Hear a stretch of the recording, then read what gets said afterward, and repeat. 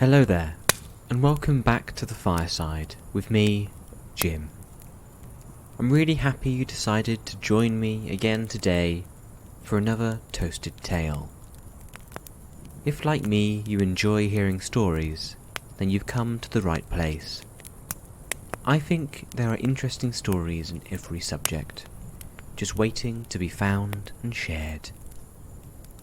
In this podcast, we're going to take a random subject and use it as a seed to do one short hour of research, and in that time I'll do my best to find a story that both you and I will find enjoyable. So let's bring in the Wheel of Fortune style spinner and find out what today's subject will be. Right, okay, so today it's landed upon the Kentuckian city of Ghent in the US. Now, just for clarity, I've never been to Ghent, and I'm not an expert on the city. I'm just a guy who likes finding interesting stories from random subjects and learning a thing or two along the way. Now, with the power of the fireside and podcasting editing, I have already completed the 1 hour research about Ghent, and I am really interested to share with you what I found. So, the first question I had when doing the research for this Toasted Tale podcast was, why does a small city in northern Kentucky have the name of a major metropolitan European city? Well, looking back at the beginning of this city, it was first settled at the end of the 18th century, and was known at the beginning as McCall's Creek Settlement, where around 13 families lived in the area, on land owned by a man named Samuel Sanders. Now, according to local legend, Henry Clay visited the area in 1816 and suggested that the town be called Ghent. This was in honour of the Treaty of Ghent in Belgium, which ended the War of 1812, where Clay had been one of the American negotiators at Ghent. This was part of the team led by John Quincy Adams, and this treaty ended the war between the United States of America and Great Britain and its colonies. Now, Henry Clay was a big deal. He was the 9th United States Secretary of State, and also one of the senators from Kentucky. And so it's believable that a VIP travelling to your small city and suggesting a name change like this due to a monumental event that's recently happened, a diplomatic victory between two great powers, may have persuaded the city to change its name. Now, the small city that's parked on the southern edge of the Ohio River has an estimated population of 305 and has been steadily declining over the years. In order to find the most interesting stories that Ghent has to offer, therefore, we need to go into its past. When trying to find stories about lesser-known places like Ghent, it can sometimes be difficult to find personal tales that connect with me and I feel would connect with you. So I was, as you can imagine, really quite happy to find a incident that happened in Ghent during the US Civil War. As a bit of background, at the beginning of the 4-year conflict, Kentucky as a state remained neutral, in an effort to avoid the horrors of the war, but also to become a mediating force between the two sides. A lot of states were choosing one side or another, but for Kentucky it would be a lose-lose situation either way, as joining either the North or the South both had benefits and negatives. For example, Kentucky was still a slave-holding state, with sympathies and connections to the South, both economic and personal. But also they were staunch supporters of the Union, believing in the Constitution and the nation the Founding Fathers left them. And the idea of the South breaking from the Union was deeply troubling for many Kentuckians. Strangely enough as well, they also felt the Union may actually be a better way to keep their slaves in Kentucky, as written in the Constitution, which Kentucky held in such high regard. It enshrines the rights of citizens to own and keep their own property. And at the time, of course, slaves were property. And so in their minds, they felt that the Constitution the Union wanted to uphold would protect their slaveholding rights. Kentucky was also geographically smack bang in the middle between the two sides, the Confederacy below and the Union to the north. And so there was a great worry that armies would be traipsed through their lands and destruction would reign. So neutrality was their decided course of action. This was broken during the war when the South first attempted to take some key strategic positions in the state for fear that the Union would do the same. Now, in the eyes of the state, the South had broken the neutrality of Kentucky first, and so therefore those who were undecided, who were on the fence in the state, decided that the Union in the north would be the side they would support. And that sets up the understanding and gives you an idea of the opinions of the people in the state at the time regarding the ongoing conflict. It's interesting when researching big events like the US Civil War, for example, because even though learning about that is really interesting, sometimes the more personal, smaller stories can be just as fascinating.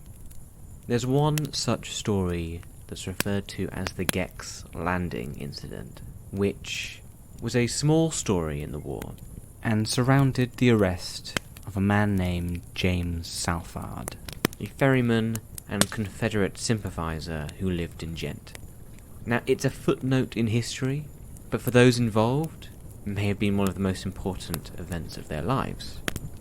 I found a quote that explained the situation quite well, but it was taken from someone who was around near that time, and of course has all of the language that comes along with that time as well. So I'm going to read that out, but please keep that in mind.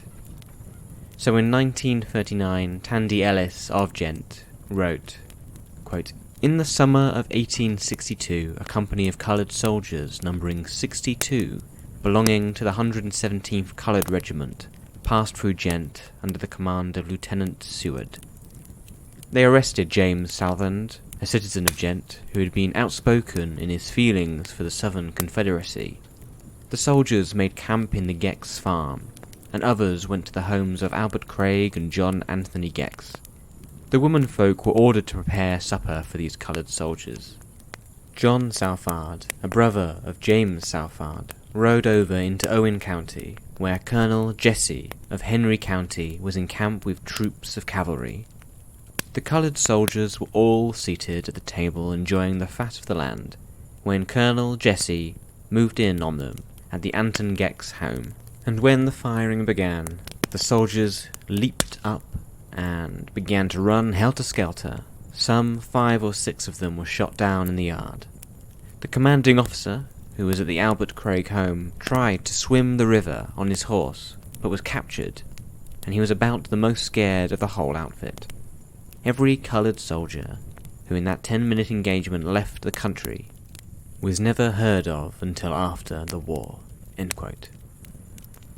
So effectively, a group of Union soldiers of one of the coloured regiments, which is what they were called in those times, had come in to arrest a Southern Confederacy supporter, and they were ambushed by a group of cavalrymen from the Confederacy and were routed. It is interesting though, because I found some other quotes that I found were really interesting and some opinions of people. There was a quote from the Cincinnati newspaper by A.L. Gex, who was the son of Lucian Gex from the Gex Landing, and he told about the battle, about how the grandmothers and aunts who were at the home at the time were so mad about being asked to cook for these coloured troops. And I think that really paints a picture of the opinions of the time and how divisive this war was, especially as there were big parts of it that were fought primarily on the issue to own slaves and the status of coloured people in America. And as I said, that one small skirmish, that encounter, compared to massive battles, would not make it to many history books, but I find that those moments, for those people involved, may have stayed with them for the whole of their lives. And maybe it's because there were less people involved, but this encounter feels more personal, and you can almost imagine it easier than trying to picture a massive battle. You can picture the trees, the homestead, the smells of food being cooked, soldiers eating, laughing, people cooking the food, the disgruntlement of being forced to cook for people maybe you don't support, and then all of a sudden the gunfire, the smell of powder, the shouts, the screams, the terror, the soldiers running for their lives, and then the soldiers being captured and being taken out of the war. You can imagine that. I mean, there's been films where you've seen little encounters like that, scenes where you can really picture the emotions on the faces of those involved. It's those personal human stories which I find fascinating, and the fact that this happened in Ghent means it's able to be relived today. That's why I really like the randomness of the structure of this toasted tale. When you get a random subject, you find random stories, and this was a genuine surprise to find a dramatic story like this. Shifting slightly from the city's historical events to its historical inhabitants, I think you're able to get a good understanding for a place by seeing the types of men and women it creates and moulds into adults. And during my research, I was able to find 3 interesting people that were either born or at an early age were around the city of Ghent. And I think it'd be really interesting to have a look at these 3 people as well, to see if we can get an idea of the sort of people Ghent produces. Out of these 3 people, 2 are from the past in the 1800s, and the 3rd is from more recent times, so we'll go back to the earliest ones first. The first of these 3 was a man named Edwin Otway Burnham, who was born in 1824. He was a Presbyterian minister who was known as a Kentucky frontiersman and a rifle-shooting parson who could bark a squirrel, swing an axe, or dispensed gospel with equal fervour and efficiency. That description itself just imprints an image of a badass minister. Gun in one hand, Bible in the other, sort of thing. He was also a key figure in the defense of New Ulm in Minnesota during the Dakota Wars of 1862, and helped prevent the total destruction of that town when under attack by the native leader Little Crow and his Sioux warriors. I don't know about you, but I don't know many men of the cloth going around with guns defending towns nowadays, but I guess that says more about the times back then than it does of men of the cloth today. The second person I'd like to look at is a man named Lutus Sarles, born in 1848 in Ghent. He was a prominent attorney, businessman, inventor, and political candidate. He did many things in his life, but 2 of the more interesting ones I found were where he was the lead advocate, paving the way to secure the rights of non-Native Americans in the US to purchase and own land that was currently on tribal lands. The early challenge for this involved a 3-story building that had been built by Sarles in one of the Choctaw tribal lands, and the sheriff of Tubuxki County, citing tribal law, tried to sell this building under him. Of course, Rutus, not wanting for his building to be sold, secured a federal injunction preventing the sale on the basis that this taking of his property violated his equal protection rights under the 14th Amendment. And this was one of the first of many similar cases which eventually led to the Curtis Act, which disbanded communal lands and actually set the stage for Oklahoma to become its own state as well. Another claim to fame for Rutus Sarles was when, in May of 1892, the United States District Court of Arkansas found Sarles guilty of selling 10 gallons of lager beer to Native Americans, of which Siles was sentenced to a fine of $250 and 3 months in prison. Now, obviously not being very happy about that, he appealed and argued that lager was not as much a spirit, and as the law itself talks about no ardent spirits shall be introduced under any pretense into the Indian country, then he argued that he should not be prosecuted under this. And the wily man he is, was able to get it overturned. And that led to other overturns of similar convictions. And moving on to our third person, Nancy Duguid, born 18th of October 1948, went to school in the city of Ghent and became an American theatre director who moved and studied in London at the Royal Central School of Speech and Drama in 1972. Now, she worked and directed a number of theatre productions throughout her life, many of which were of fascinating subjects. I'd like to go through some of her theatre productions out of the many that she's made, just to give you an idea of the stories she was telling.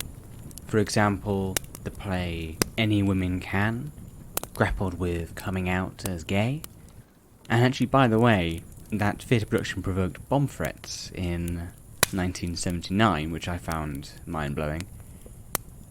Another play, The Dear Love of Comrades by Noel Gregg, was about a 19th century socialist utopian and early LGBT activist Edward Carpenter.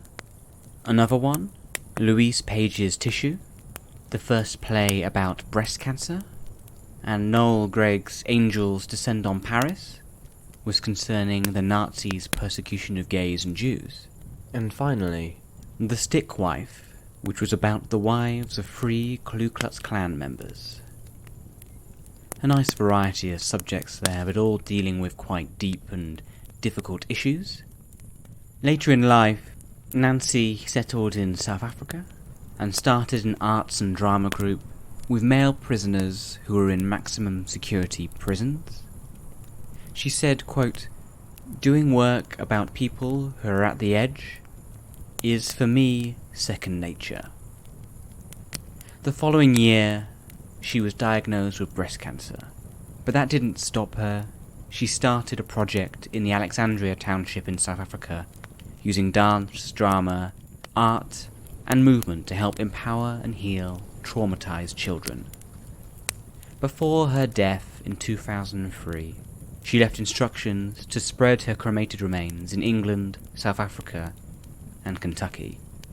Nancy was memorialised by a plaque in St Michael's and All Angels Church in Gloucestershire, England, and also with a cenotaph at the Ghent Cemetery in Carroll County, Kentucky. 3 wildly different people, their stories each giving us an idea of who they were, the times and experiences they went through, and also helping us understand the place they were born or brought up in, Ghent, Kentucky. Thank you so much for spending time with me today around the fireside. I hope you enjoyed learning a little bit more about Ghent as much as I enjoyed researching it. If you enjoyed listening to this podcast, then there's many ways you can support the show. One such example is finding your nearest carrier pigeon, writing a note to your friends and family, inviting them to join us by the fireside for the next Toasted Tale, and then send it off with your best wishes. After all, it would be great to see them by the fireside next time too. If you would like to join me again for another story around the fireside, then I'll be back here every Tuesday and Thursday. Your company would of course be greatly welcomed. I hope you have a lovely rest of day, and I will speak to you all again soon for another Toasted Tale by the fireside.